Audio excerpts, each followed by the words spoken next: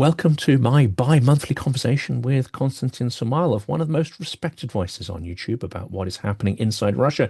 And what is happening inside Russia has never been more important as we are coming up to the fourth anniversary of this extraordinary assault upon Ukraine, this incredible, unbelievable war in the 21st century. Konstantin is a well-known YouTuber whose channel Inside Russia comments insightfully on Russia's descent into authoritarianism over the last few years. That descent is not stopping. In fact, it seems to be accelerating. That's one of the things we'll be talking about today. Please do subscribe to his channel, this channel, if you are not already, and of course, support the work of creators like Konstantin and myself, if you can, to help us to keep making this kind of content, which we believe is very important in these dark times. Konstantin, welcome back.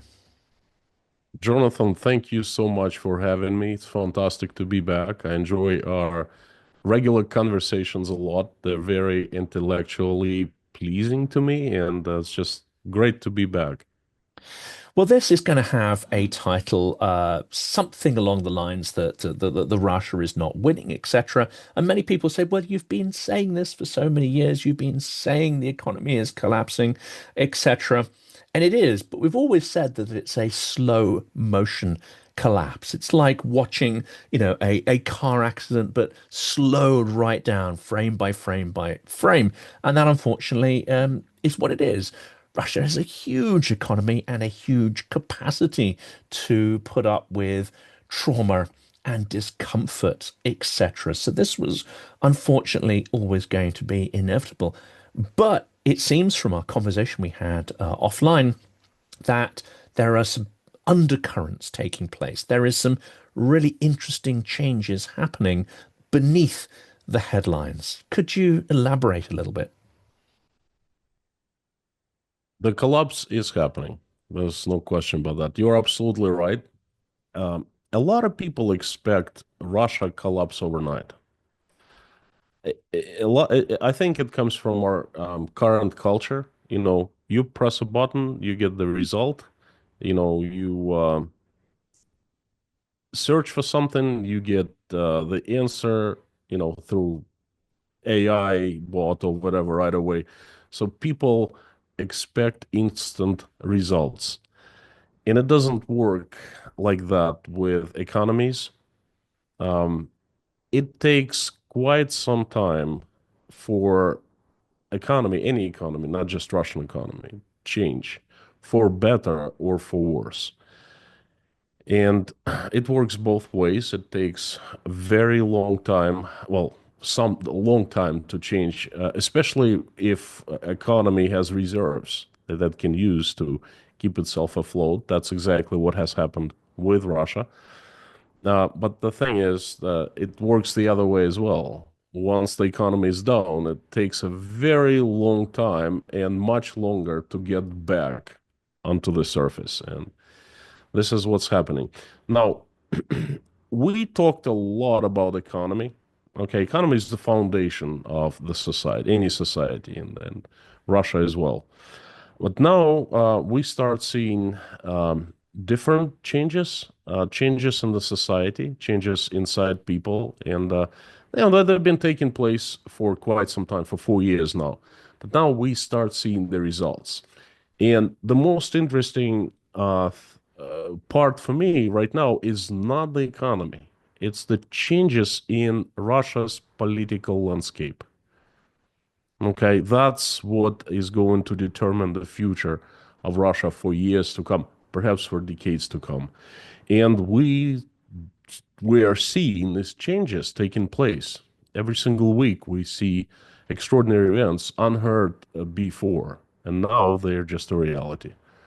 And corruption is a huge part of that. Now, a lot of the international headlines have been around corruption in Ukraine and the big scandals, etc.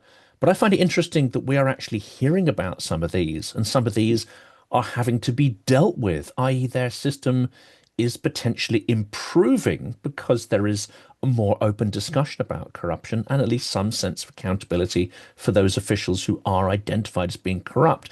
We hear very little about corruption in the Russian system, but you and I know from personal experience that doesn't mean that it's absent. In fact, the entire edifice of that system is built out and predicated on corruption. But you, I think, have been saying that something interesting has happened here, that there's a change of tempo, a change of pace, a change of urgency to how that corruption is working its way through the Russian hierarchy. Jonathan, I rarely comment on Ukraine and what's happening inside Ukraine. I know the country very well. I used to work for a corporation that did large infrastructure and energy projects in three countries, Russia, Kazakhstan, and Ukraine.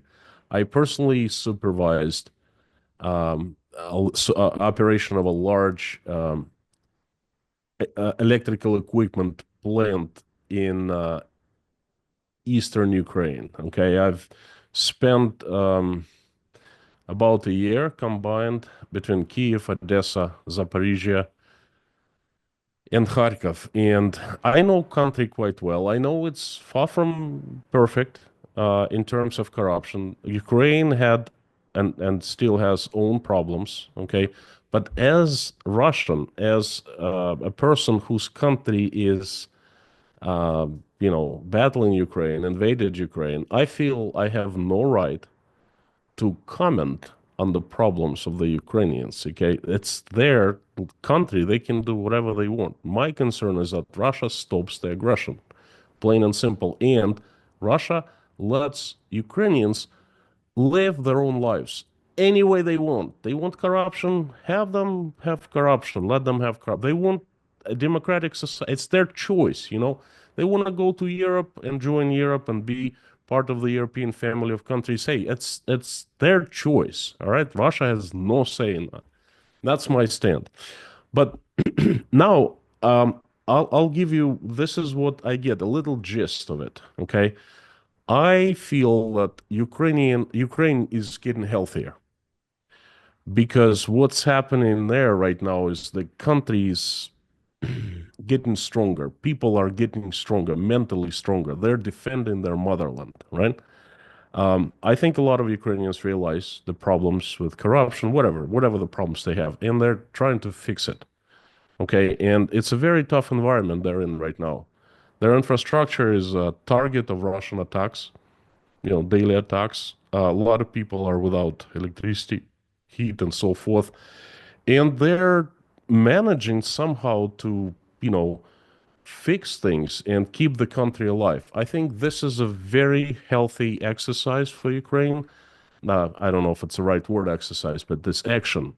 Okay, and what they're doing right now, they're building the foundation, healthy foundation for the future development. Okay, in Russia, and I can't talk about that because I have full all rights to talk about my country.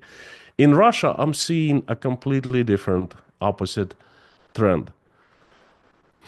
No one is talking about corruption, but we are seeing incredible fail of all kinds of systems in Russia this winter. Um, Fail of educational system, fail of healthcare, fail of the communal industry of the utilities. We are seeing shortages of, not shortages, but delays in salary payments to regular people who government pays to. We are seeing incredible troubles in agriculture, and the core reason for most of the problems is corruption. Okay, roads don't get fixed, power plants break down, um, electricity outages, heat outages, the shortages of different drugs that the government pays to. School roofs collapse. That's happened, like buildings collapse. That all signals one thing. You see, this system that Vladimir Putin has built, this vertical of power that consists of loyal servants, because that's one thing that is required from every person who is a part of Putin's system, to be loyal to the superiors and to the Tsar himself, and to obey orders, to, do everything that they're told. Okay, in return, they get rewarded. They can abuse power to enrich themselves. Okay, and the state closes its eyes for such abuse. Okay, and that's a compensation that those who were inside Putin's system receive. And now, and this is a lifelong careers people do. Okay, they invest all their lives, all the years, into getting inside the system and climbing up. And the higher up you climb, obviously the more power you have to abuse and the richer you become. And so imagine, they've been climbing for years, perhaps decades. They've invested everything. And now they have a gut feeling, and they all do, that this vertical of power, this system that used to be so solid, so stable, now it's shaking. They understand that there is chaos right now. And you don't have to understand, they're seeing that there is chaos, political chaos right now. It's not all consuming, but it's there and it's growing, right? And they understand that tomorrow for them inside the system might not exist. And I think a lot of them are sure that tomorrow the system will change. Well, I'm just saying, figuratively speaking, tomorrow, but sometimes soon in the future. Either entire system that Putin has built will just collapse along with them, or perhaps there will be forces that will replace them, take them out of the system, and replace for somebody else. And that scares most of the officials, and they start stealing like there's no tomorrow, like this is their last day. End And of this is days kind of current. thing. Yeah. Yes, well, it is the end of days. It is the end of days, and I'm sure we'll speak in a few minutes of that. So they don't know what will happen, but they know that something bad will happen for them. And that power to enrich themselves, that position, will be not there tomorrow. Okay? So they're trying to steal to enrich themselves as much as they can. Therefore, if you go to Russian cities right now, you'll see a pretty bad picture. I don't talk about in my reports about that any longer. I show what people film and share in social networks and Instagram and YouTube, and that's pretty bad. Roads don't get fixed. Like as I said, utilities keep breaking down. Um, Mobile networks are down most of the time. People do not get telephone service or internet, and they keep on paying for that. Things like that. The officials get arrested by packs every single week. Okay, that's the instability. No one got arrested in Putin's system. Well, very rarely, and each arrest was an event of cosmic scale.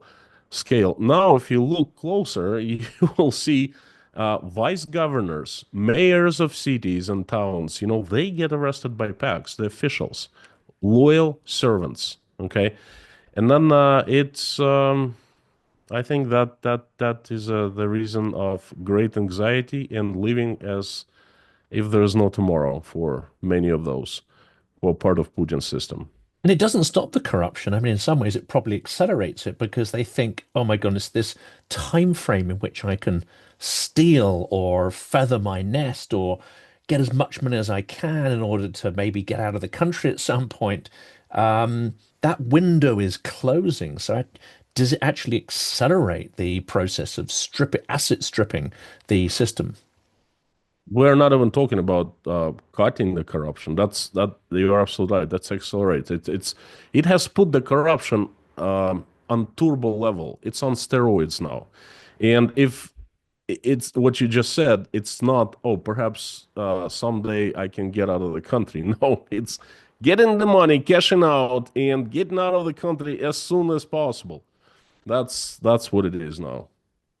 I mean, it makes me think, obviously, of things like "Do not Stuliv," and that czarist era where you try to convert your money into assets that you can, let's say, stuff in your clothing or into a piece of furniture you can get out of it. It has that very end of an era sort of feel to it. What is the impact, however, on the effectiveness of the country to wage war? Surely this will at some point have the effect of reducing Putin's capacity to wage war at scale.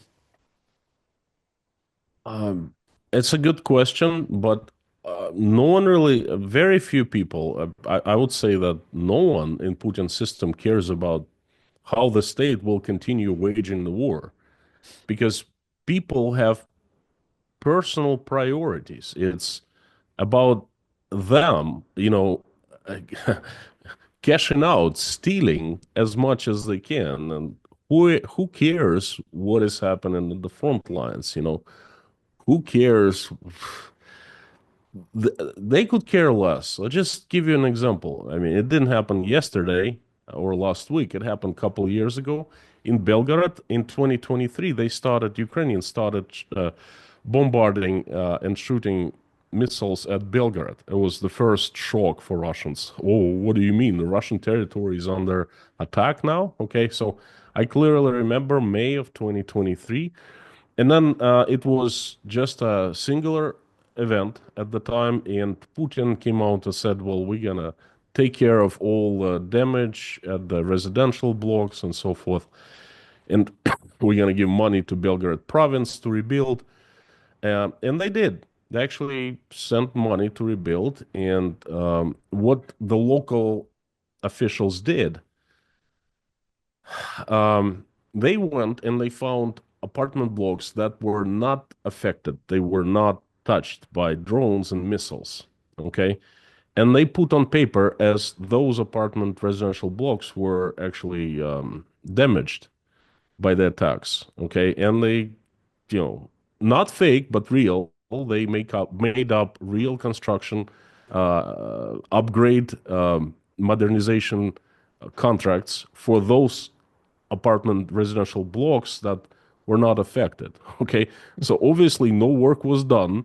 The money were allocated and spent on paper. Okay, and then the officials brought whoever was accepting the works and saying, "Oh, look, this is the apartment block. It hasn't been. It's been renovated. It looks brand new. You know, that's bada bing, bada boom. We did our job. We spent the money and we spent them well." That's it. So And maybe that's some what they of our care some of our about. friends are in those apartment blocks, or the people who had their apartments upgraded were quite happy to, or the contractors were happy to share a little bit of the the largesse, as it were, Yes, with them. yes, yes, of course. It's a whole system. Okay. And those people who came to check on them, the проверяющие, from certain government agencies responsible, perhaps from the KGB, from the police, they Yeah, also got their fair share. That's how of corruption course. works. I mean, of course. It's And then, trickle down. This is the so actual the trickle down governor, economics, isn't it? right, that went past the governor because how do I know? There was a huge scandal. He came out and said, "You can't do that. You're a thief." And he started making a big deal out of it for 2 days, and then he shut up, like Yeah, it never happened before. Okay, and then but for 2 days, it was enough for us to understand how the system works. So imagine how they work on the scale of the entire country, in the armed forces of Russia, yeah, in military industrial complex. I mean, where is Armata tank? What, 220 billion rubles were spent over the course of 12 or 13 years for designing it? Where is it? Not one single tank. But money is spent. It exists on paper, right? Where is this new plane that Putin and Rostec had, or Chemizov were bragging so much about? Oh, Russia was gonna get a new plane. The money's been spent, but there's no plane. and things like that. That's how they enrich themselves. They're using the system. They're using taxpayers' money to become richer, even richer. Okay, and no one really cares about the front lines. I don't know what Putin is thinking about that, but I'm pretty sure he gets a cut Who from every dares tell level. him? But that's the interesting one is he's got his ambitions clearly in Ukraine, but how much is he personally also making from this? That's and from the fact that the all the oil is now being sent through essentially, I would call it, let's call it mafia routes. It's gone from being a petro tyranny to essentially a smuggler state that's entirely predicated on mafia economics, and would be naive to think he's not getting a cut of that. It's it's a speculation. Okay, I don't know that. I don't think anyone except for Putin and his closest friends involved know that. Of course, yeah, Certainly, there's no proof, but I think that he certainly is aware of large spendings, and he certainly is a part of this. Let's put it this way: the system that he has built and perfected. Okay, and then yes. he is the grand beneficiary of it all. That's it. He may have, historical desires, as it were, or ambitions, but at the end of the day, there's also some benefits occurring there, and that seems to be an interesting question. I became aware today. I for some reason this was news to me. I don't know why, but I became aware of his name or his nickname in the KGB, which apparently was Bledna Mol. Hmm. But it seems that he is not a strategist. He's not strategic. He's not acting and thinking strategically in relation to Ukraine. That tells me that he's going to carry on pushing and pushing and pushing until the pillars of the system that he's created are weak to the point where potentially it might precipitate some kind of collapse. Do you also believe that he's going to carry on with this aggression because he's almost, cut in a single groove? I think that he will carry on not because he wants to carry on, but because he cannot afford to stop. He is way past the point of no return. He passed the Rubicon um, in 2022, and then there was a chance for him to return. Donald Trump offered him a way out, and Putin could use that hand that Donald Trump literally, reached to him. He could grab that hand and try to pull himself out, but he didn't.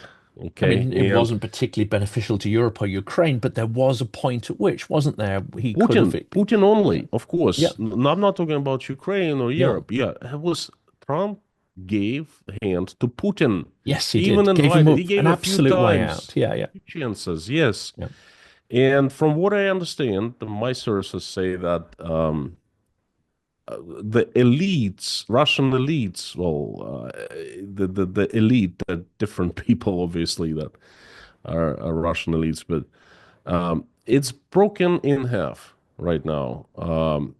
One half is feeling that things are not going well, and they think that the Putin needed to take that hand and change things and stop the war.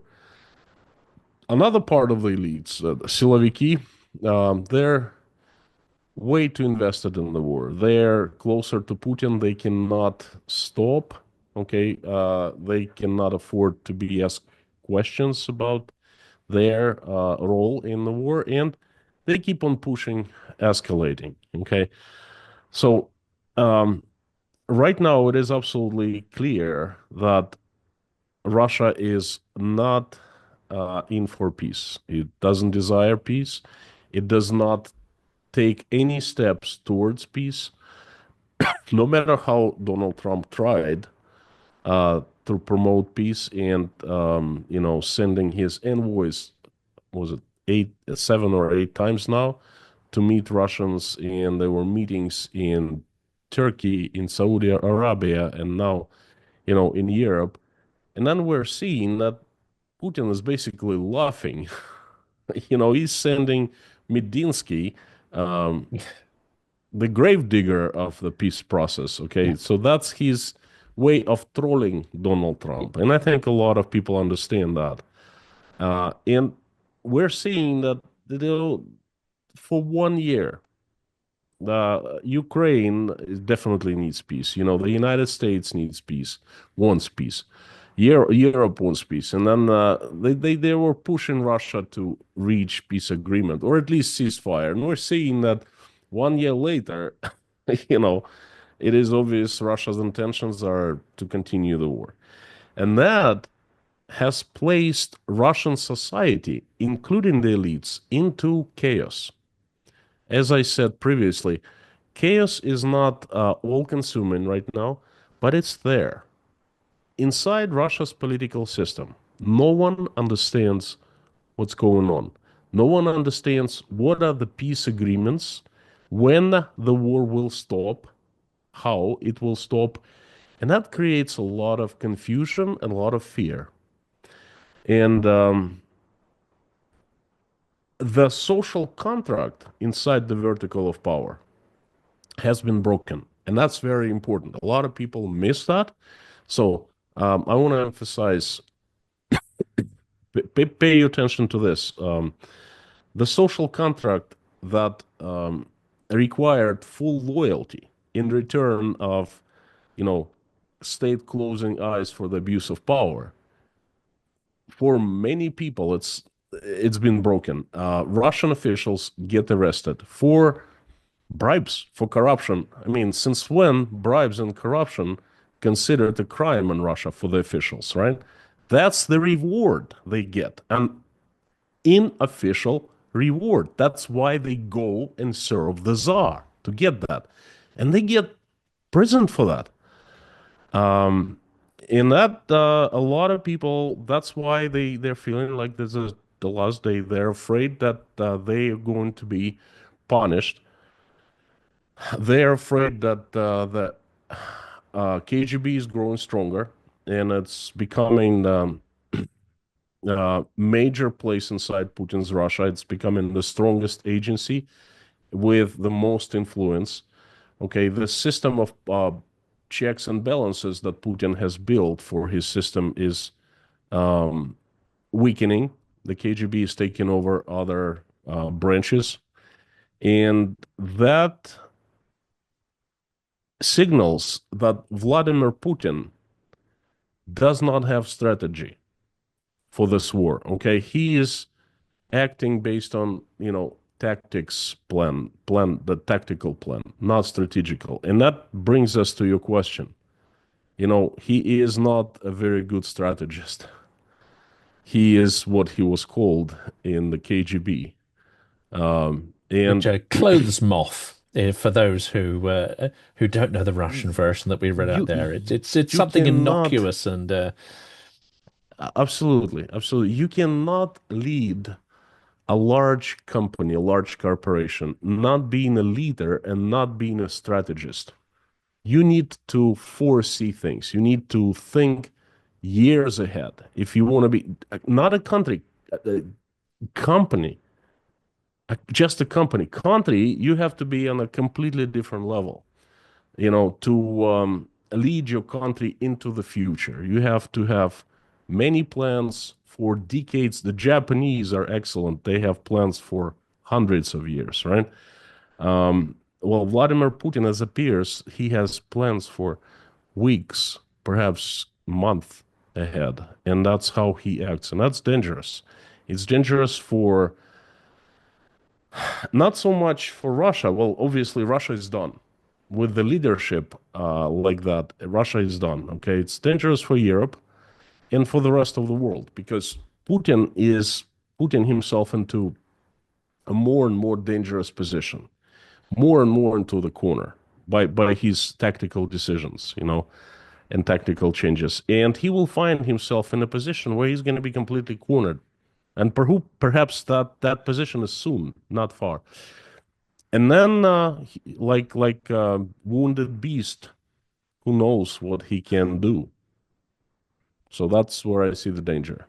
And we've been speculating about that. Leads us on to one of the first speculations there, and this is the suppression of Telegram app, which has some very real negative impact on those at the front. Plus, unusually, there are many in the sort of so-called Z Patriot community that have gone absolutely out of their minds about this decision to suppress Telegram. So one has to wonder why they would do this if it's damaging the effectiveness of their own military forces, closing down maybe one of the last channels whereby incompetence, inefficiency, and some kind of, dare I say it, not institutional learning, but some kind of learning can be passed from the front to those up the chain or to volunteers, etc. It's the last channel, the last little bit of grease in the machine, as it were, before the gears lock up.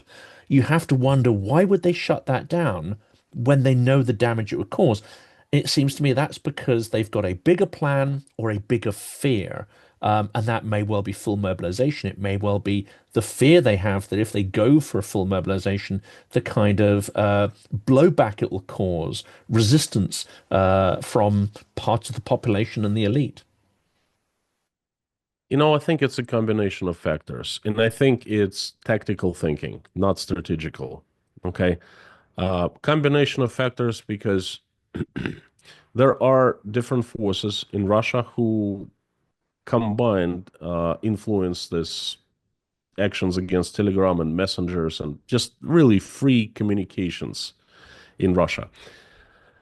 Now, there is a big battle right now between the Russia's Gray Cardinal, the who is behind Putin, Sergei Kirienko. He's in charge of Russia's political system, political part of the vertical of power, and the KGB.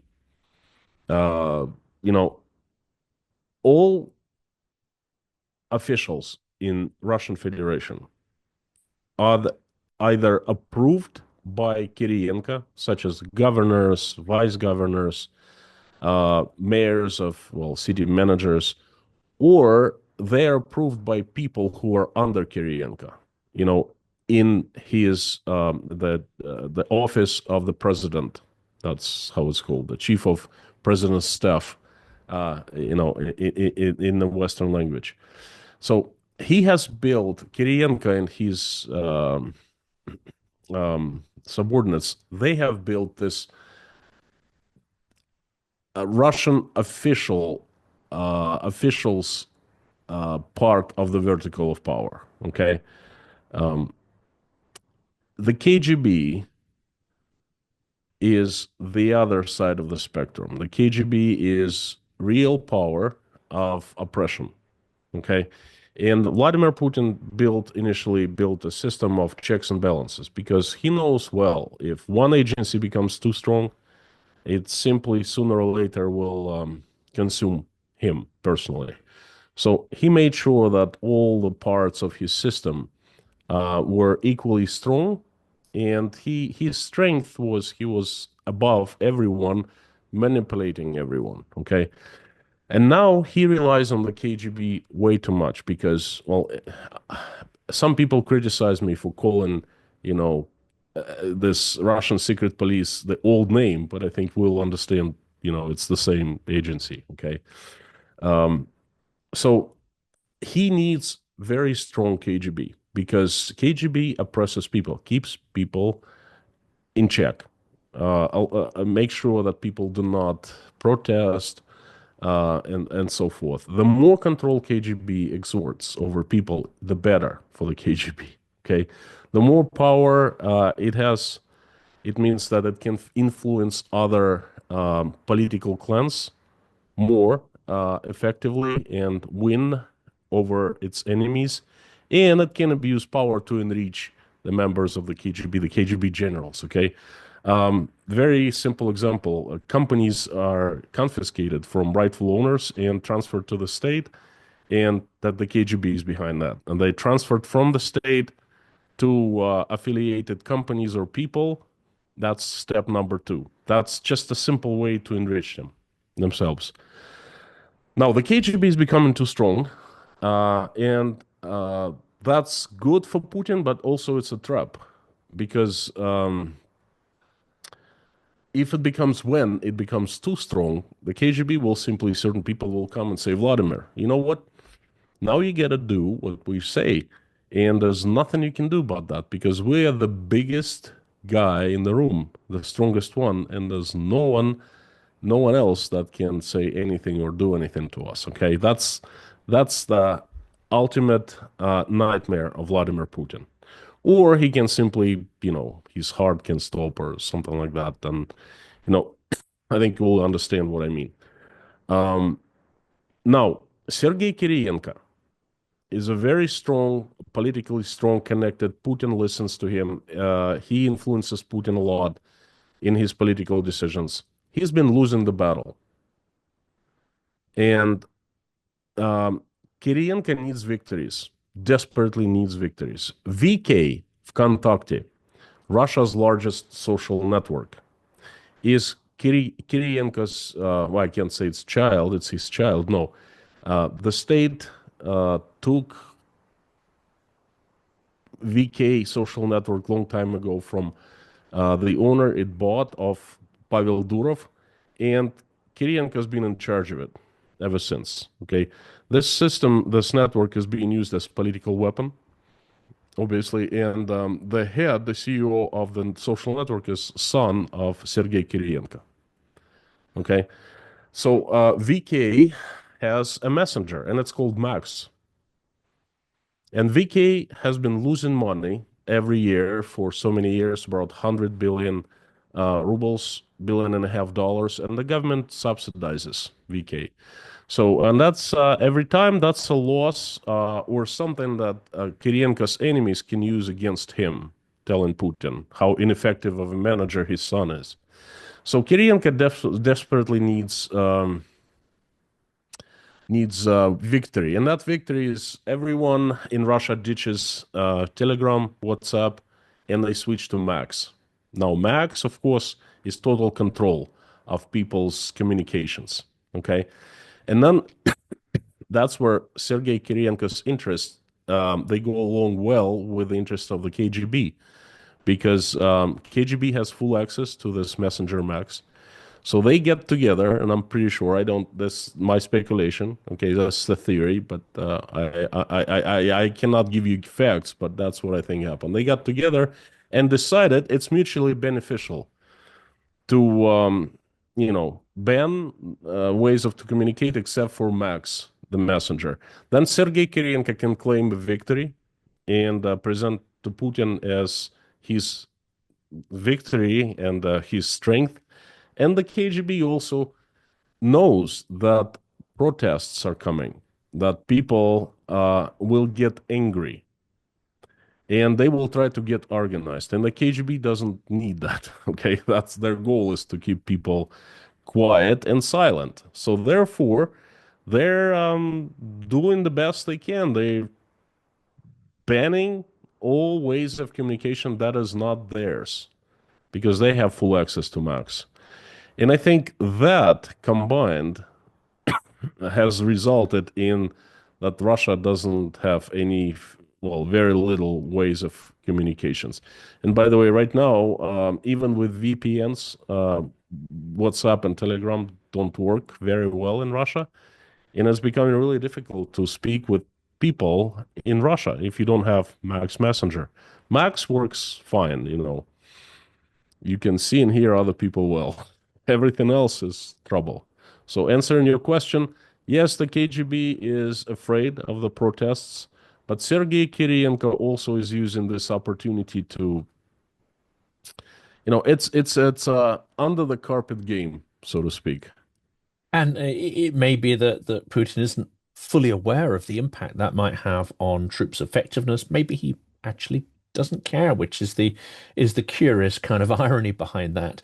But it does seem there is another problem that may be driving towards mobilization, and that is that the troop numbers have effectively stalled. They are not sustaining the tempo of replacing losses like for like, let alone scaling up to allow, large scale operations this year. And it is also draining the industrial workforce.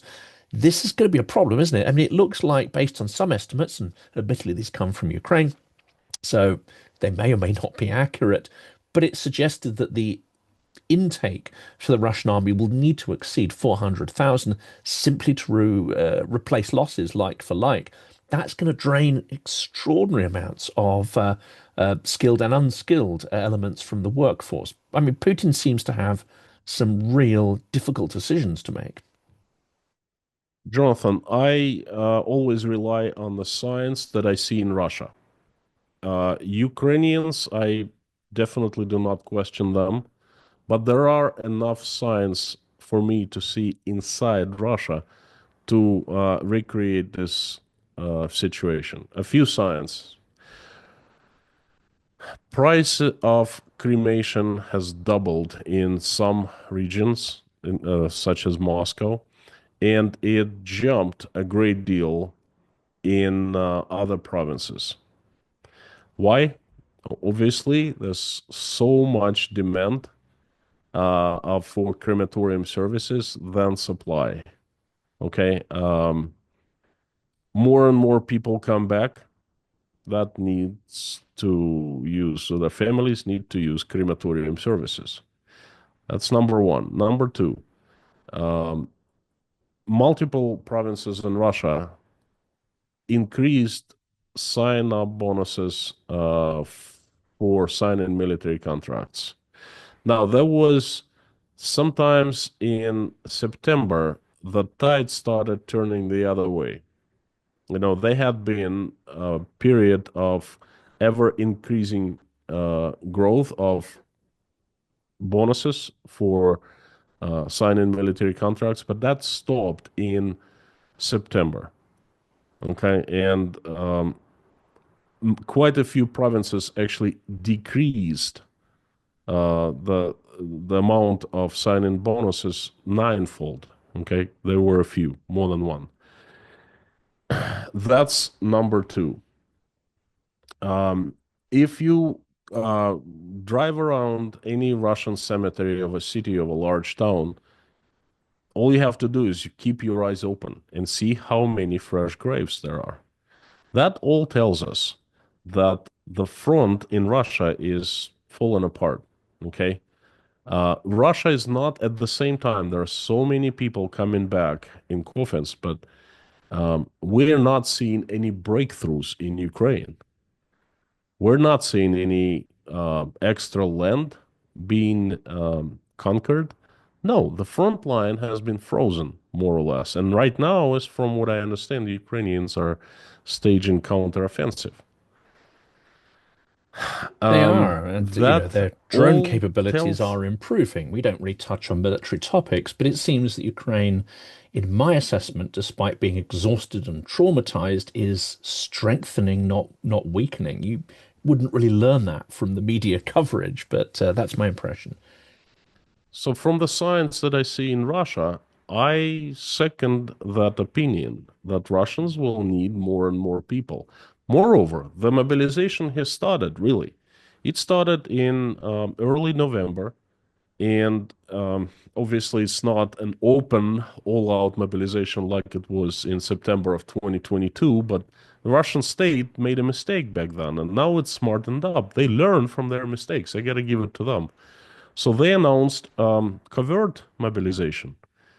Now they are mobilizing, and Vladimir, well, don't quote me on that. I don't remember if Putin actually said, but there are 2 million active reservists or reservists in Russia. Those people who signed military contracts a long time ago, basically saying in case that the state needs my services, I give a promise to go and serve.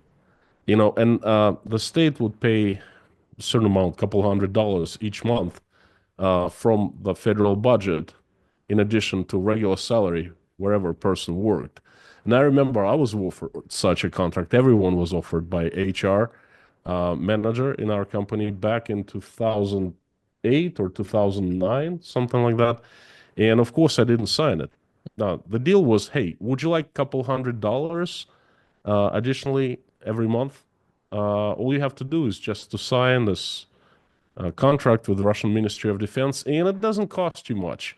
All you have to do is I think once a year, you have to take either a week or a few days and go and do exercises, and that's it. Okay. And Easy, I easy. remember easy, right? Our drivers in my company, they signed up. Okay, and they bragged. They said, "Oh, I get how much did you get? I got like $220, and I got 210 or something like that." And that was a big deal to them. It turns out that 2 million Russian men signed up. Well, And now the state knocked on the door and started and said, "Look, you signed up, you gave a promise, and now we are here to collect." So they started mobilizing active reservists in large numbers in November. The mobilization is going on. They are serving under the sauce, or you're not going to go fight in the front lines. You are here to stay inside Russia and as guards to protect the critical infrastructure facilities, such as oil refineries and so forth. But from my sources that I get from the inside, they are pushing real hard for those reservists to sign military contracts and go volunteer, go fight in Ukraine. Okay, they're being pushed. They use psychological warfare on them, brainwashing them, and they are succeeding. More and more people signing up and go and fight. Now, there's another wave of mobilization. um, they are recruiting. It's they're not mobilizing, but they're recruiting young men in Russia to join. They call it Air Force part of the armed forces to become drone operators. And I've seen multiple reports coming in from universities and schools. They're pushing real hard students to sign up and become drone operators, or if they want, they can sign military contracts, go fight. So this covert mobilization is happening, okay? And 1 million potential reservists, and I don't know how many students potentially ready to sign military contracts and become either drone operators or go fight. So it's not like they're gonna, announce a big mobilization. They have been mobilizing people. Now, another question is that might not be enough. Okay. And this is a key point to watch. Um, I have started seeing the signs of Russian propaganda warming up Russian people about serving the country, potentially giving your life for the country, the motherland, if it calls for you. Okay. Um, these are just pieces of information thrown into different media, into this big information space. And this is early stages. They're just warming up minds of Russian people, okay? And if things go sour inside Russian society, I think that Putin is going to escalate. And if he does, he will need to declare full mobilization. But that's not going to happen tomorrow because you cannot just, declare such mobilization, without preparation, without warming people up. Okay. We're going to see a huge escalation of propaganda, disinformation. Okay. Of this patriotic rhetoric coming from all the officials, and that's gonna take some time. Okay, I think what we're seeing right now is Russian society changing from understanding that they were hoping the war would be over soon. Um, Now they understand it's not going to be over, and they still don't know. No one knows why Russia is fighting in Ukraine, because there's not even official message. Used to be denazification, demobilization. Okay, there were lies, but at least that was something people could understand. Now, no one knows why. Okay, just one thing that people say is like, well, it's gonna end sooner or later. Okay, everyone is tired, exhausted of the war, and they're hoping. But they also understand the peace is not on the horizon. Okay, and when they get very angry and ready to take action, Russian secret police will shut down completely, shut down the internet. And Vladimir Putin is, I think he's preparing for all-out war inside Russia That's first, it, against not his own outside people, Russia. primarily. Yes, yes, yes. Well, we'll be there to cover it. We'll be looking at the signs. We'll be looking at the sort of fights underneath the rug, as you say as well. Um, all of this is obviously intensely tragic for everybody involved, but we're also observing an incredible historical process unfolding. Constant, I'm glad that you're able to share these unique insights and that we're able to do these formats. I think they're incredibly impactful and helpful. Despite YouTube's algorithm, I think many in the audience who find these videos share that as those thoughts with us. These are incredibly valuable things for them. For now, thank you, and I look forward to the next discussion in just a couple of weeks' time. Thank you very much. And I would like to give a shout out and say, hey, please, you've heard our conversation. Let us know what you think, because we're both creators. We're both economic and political analysis. And it's incredibly valuable for me and Jonathan to get feedback from you, what you think of our conversation, of ideas that we just exchanged and shared. So please let us know. And I would like to use this opportunity, Jonathan, as to introduce something new to my viewers on Inside Russia channel. And I would like to invite you to be a guest at Inside Russia, so we can speak at my channel, and perhaps we could do it live. We could take live questions and answer them. So what do you think? I'd be delighted to do that. I look forward to the first one. Just say when and well, we know where. It will be virtual. I'm not coming to Tashkent yet, but yeah, let's do that. I'll be delighted to take part. Excellent, excellent. Thank you very much. Thank you for having me, and it's been a fantastic conversation. Thank you. I look forward to the next one.